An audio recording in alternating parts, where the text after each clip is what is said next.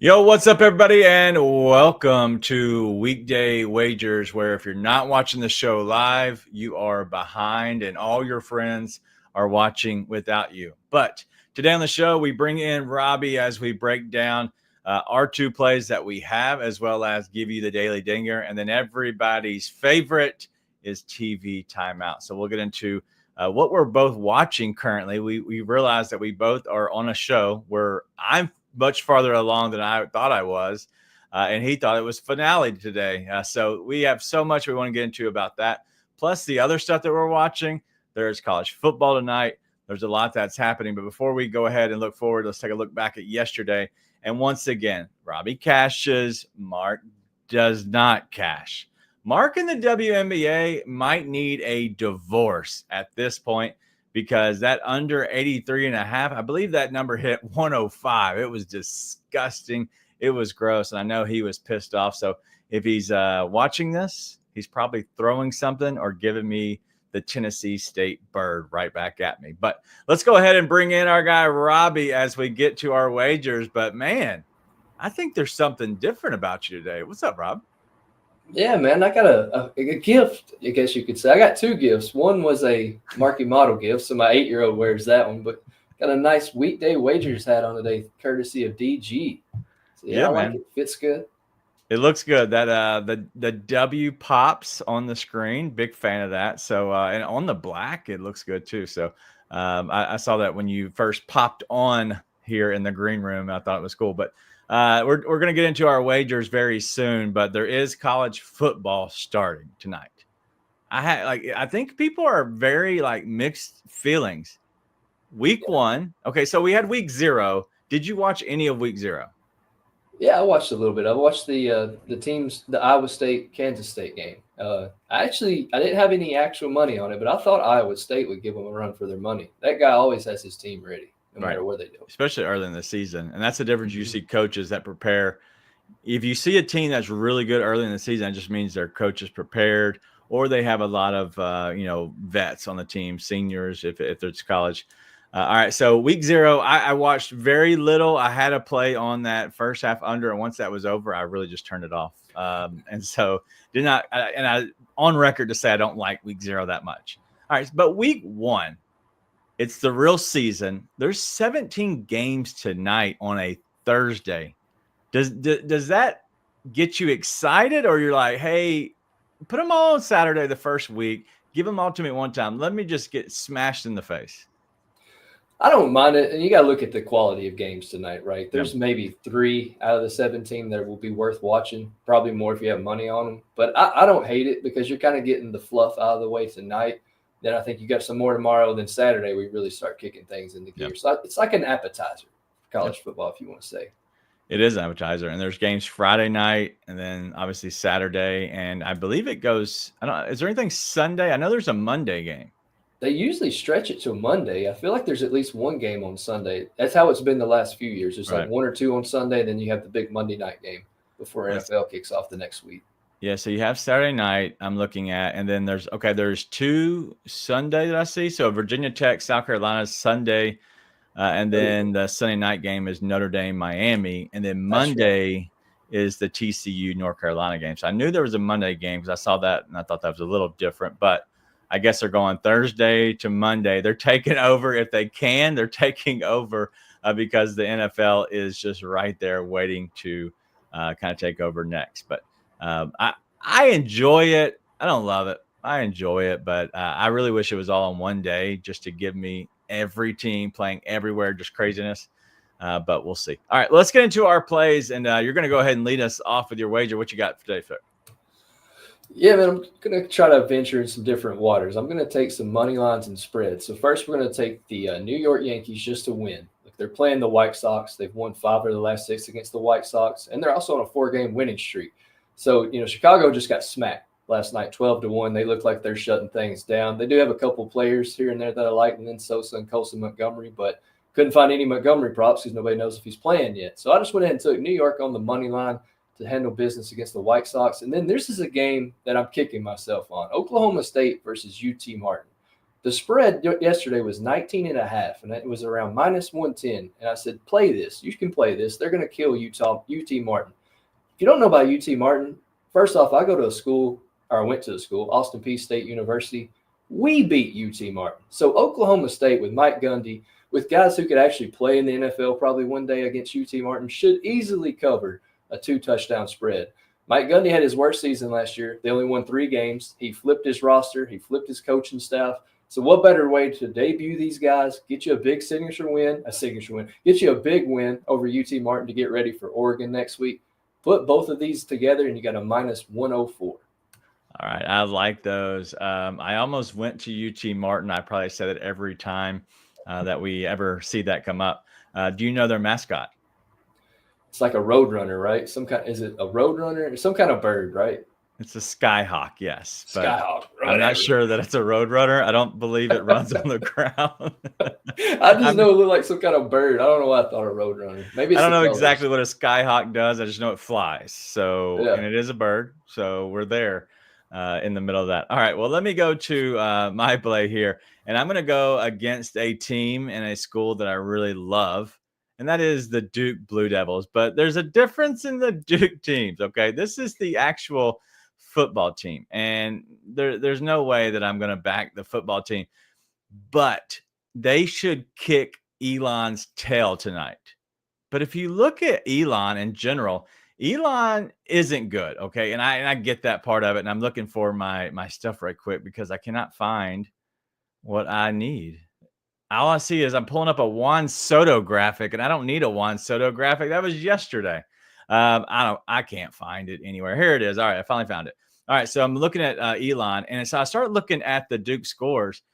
The last time they scored 43 or more points literally was September 21st, 2024 against Middle Tennessee State, which they are the Raiders.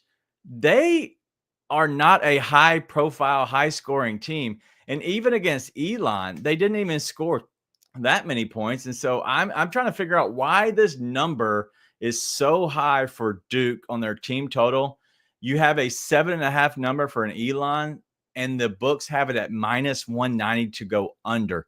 Elon's not going to score, which means that Duke, once they get up enough, they're just going to sit on it. And if you know anything about soccer, that means they're just going to sit on the game and they just want to bleed the clock out. Because of that, I don't think there's a chance that Duke gets up into the 40s. And so because of that, I'm going to ride with the Duke Blue Devils team total under the 42.5, and it's at -115. So sorry about the I couldn't get my graphic up that I was supposed to be looking at. I kept pulling up stupid Juan Soto from yesterday, even though he did cash for me. But yes. So I don't feel good about Duke. And you feel that UT Martin's going to suck. So we're on the same page today. I'm feeling it. All right. Well, yes, Elon Musk plays football. Yes, that's his team. So everybody, I didn't realize. I just saw this. Everybody hates Elon Musk. I didn't even think of it until I saw Joe's comment. It took me a second. I'm like, oh, okay, the crazy guy on Twitter or X, whatever he changed the name to. Mr. Tesla. All right, well, it's that time of the show where we get to our dinger just a little bit early. And I first saw this, and no, I did not make the graphic. It was Marky Model. He's got on here Kyle Schwarber at +176, Aaron Judge +210. And that's where we gets a little crazy from this point out. Matt Olson +300.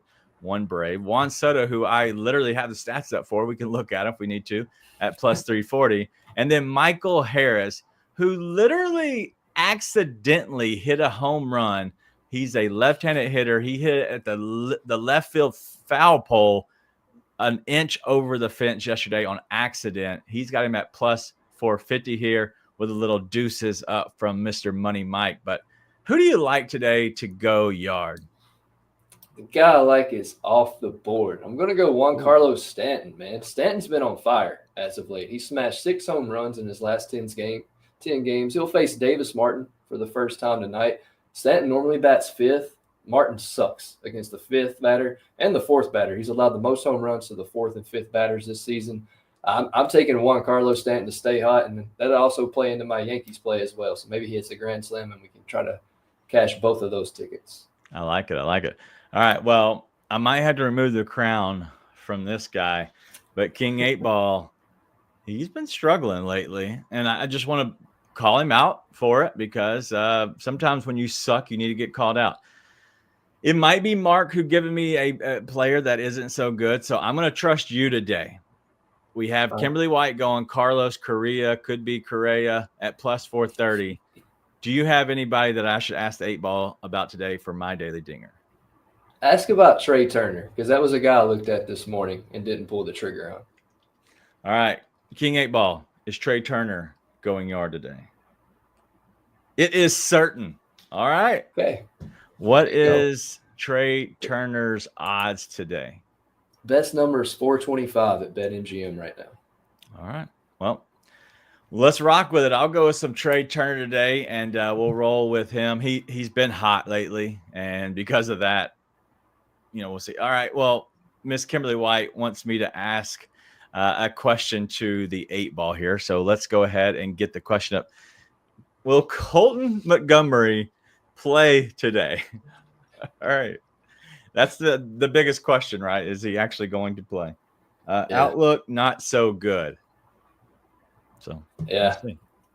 I was looking for his props, especially because of the pitcher, but he's not out there. So I guess I'm going to have to stay off of it. All right. Well, we do have a couple different guys for a home run. So I want to ask you about these 2 guys. O'Neal Cruz plus 350, and then Jose Altuve plus 525, and even sprinkled Drake Baldwin for 2 home runs. Crazy talk. Do you like any of these guys? Well, I never play O'Neal Cruz. He is 3 for 12 against Miles Mikolas. He has a double and a triple, but no home runs. Jose Altuve was another guy I looked at, but I don't think I liked his matchup. So that's probably not playing either one of those. And Drake Baldwin, I had his numbers pulled up. Let's see what he does against Aaron Nola. I'm showing Aaron Nola this year has given up on average 1.1 home runs per game. When he does give up a home run, it seems that he gives up 2 or more in that game. The thing with Nola is he does that knuckle curve 31% of the time, which is hard. It's not an easy pitch on batters, but his second one is the fastball. Drake Baldwin has 4 home runs off the fastball. He hits it pretty well. So out of the 3, I would probably like Baldwin, honestly, over the other 2. Okay. O'Neal Cruz is kind of a biased pick, though. You can't really take my advice on O'Neal Cruz. He's on the do not bet list for the rest of 2025. Yeah. Well, O'Neal Cruz, he's great for home run derby. Yeah. With the rest, we don't know if we love him there. We got another one, Cody Bellinger. Any thoughts? Okay. It's the White Sox. It's the White Sox, so it's not bad. He is batting in the 4th spot, right ahead of Juan Carlos Stanton. So yeah, actually, I do like that. I think him or Juan Carlo are going to go yard tonight. I chose Juan Carlo because of his recent bias. All right, Juan Carlo. All right, well, let's go ahead and continue the show. If you have any more questions, we'll be more than happy to ask Robbie here. But it's that time of the show, and it's everybody's favorite. Hold your ears, TJ. It is a little whistle time as we get to our TV timeout. So let's go ahead and discuss a show that we're both watching right now. I am currently on episode 8. I told you I was on episode 5, and that was a stretch, but I'm actually on episode 8. We're both watching Twisted Metal, and it's season 2. Why do you like this show? Because I know why I do. Why do you like it? Nostalgia. I played the game a ton growing up. When I played my cousin actually had a PlayStation. I didn't have one. And every time I go to his house, we would play it for hours. I also like the cast. Anthony Mackie's great in his character. I like anytime wrestlers can be in a show, I have a special feeling. So Samoa Joe as Sweet Tooth, even though I know it's not his voice, just it makes me chuckle. Yeah, it's Will Arnett's voice, but I love his character of Sweet Tooth. I just like it. It's all the nostalgia for me. Yeah, I I like it because it doesn't take itself seriously. And like I can turn it on at night and there's action in it. And if you don't know anything about, what we're talking about with Twisted Metal, one, the video game, that's where everything comes from. It's kind of a card game. But this has kind of been portrayed onto where they're kind of racing against each other. They have to, this season, they're trying to, just survive to the next checkpoint. And if you know about racing games, you go on checkpoint, and doing different stuff. So it has been fun and I enjoy it, but mainly I enjoy it for the funny moments. There's always that awkward, like kind of deadpan funny moment. It'll be something goofy that Samoa Joe does, or just something random. And so anytime I can get any of that in a show, I will always enjoy it because it's something you can turn on, you kind of pay attention to, and if you miss something, you miss it. It's probably not that big of a deal. Right. Yeah. And it shouldn't take itself seriously. You're talking about the video game was you try to blow up the other cars and get to checkpoints. So it's not going to enthrall you if you're into something like, I don't know. It's a funny show. I mean, it's a funny show. You just got to like it for what it is. Do you think they need to kill off like a main character to make the show keep going? Because a lot of times that's what happens, right? You kill off a main character and then it develops differently. But there's obviously two of the main characters and they're both together in a race car. Right. So you'd almost have to kill both of them. But maybe there will be a way that they can do away with one if they need to. But I don't know if they even need to.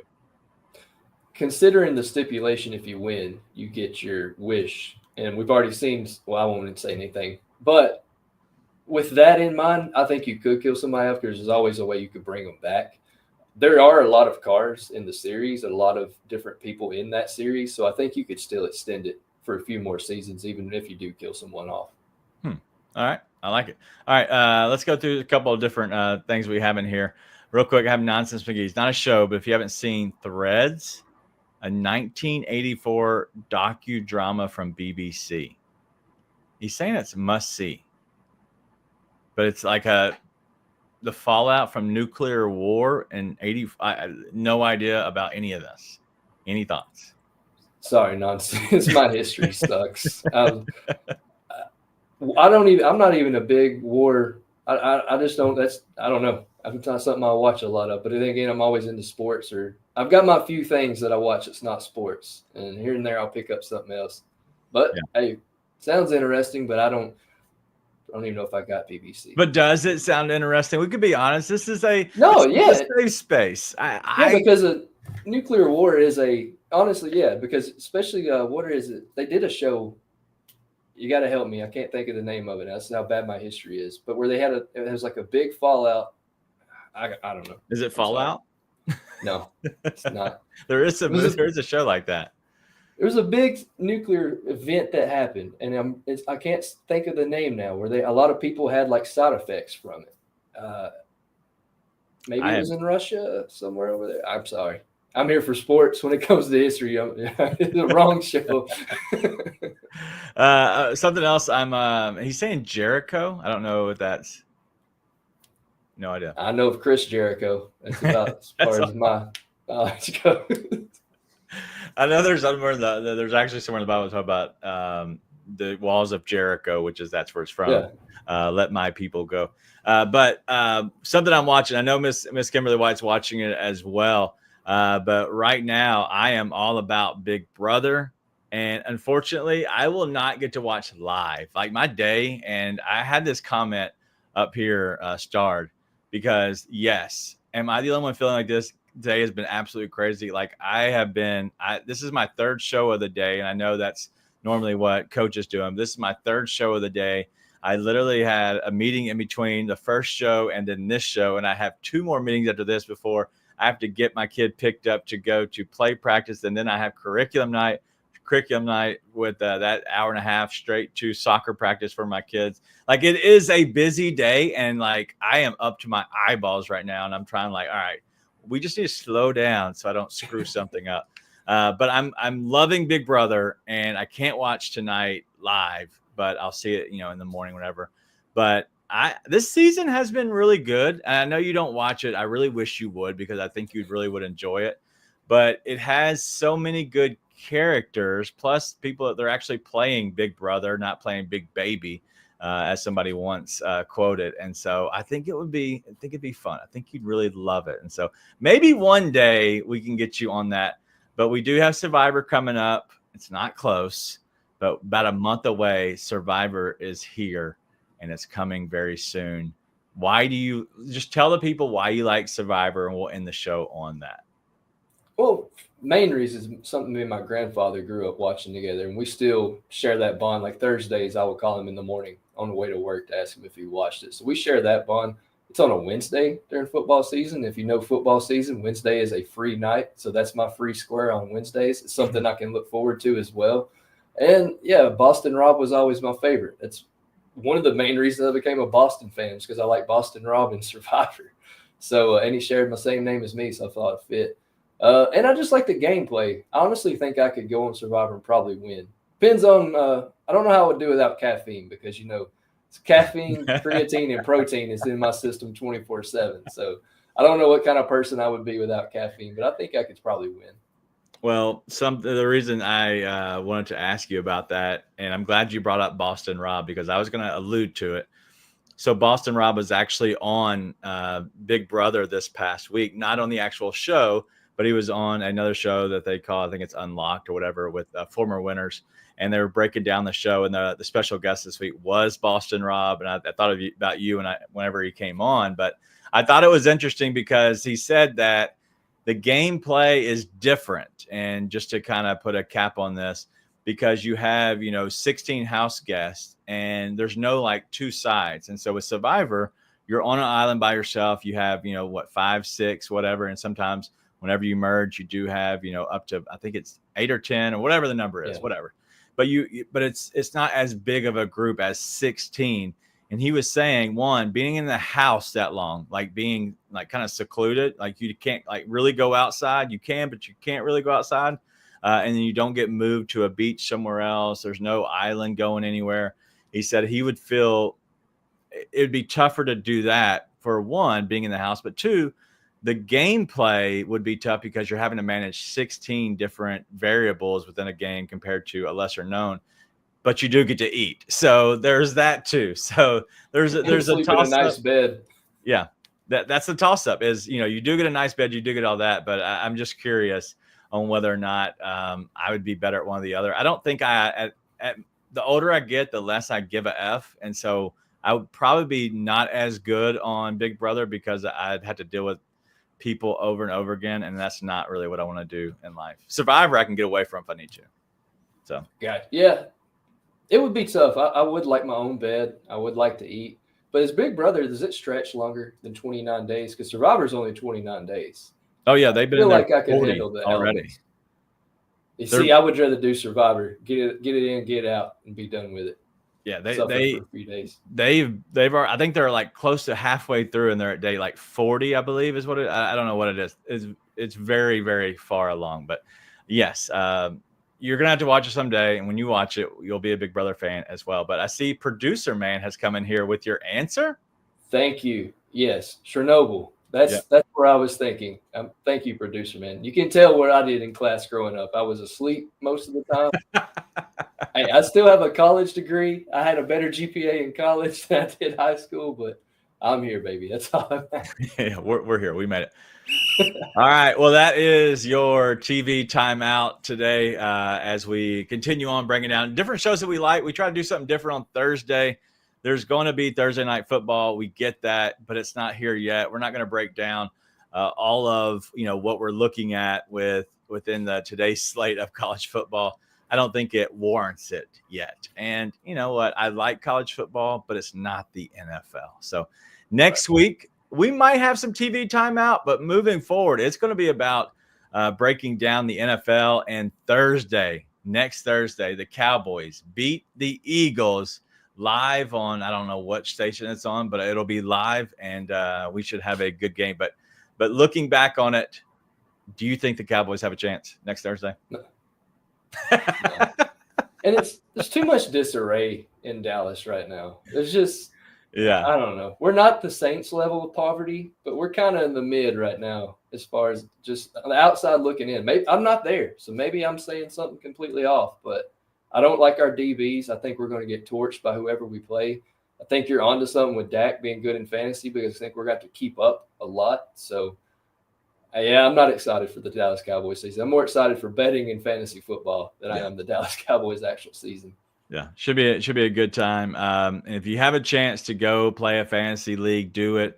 There's also a new thing called the Guillotine League, where I know I did one for the first time yesterday. It's 14 teams, and the lowest scoring team that week gets removed, and so then it goes to 13, 12, and then there's no trades.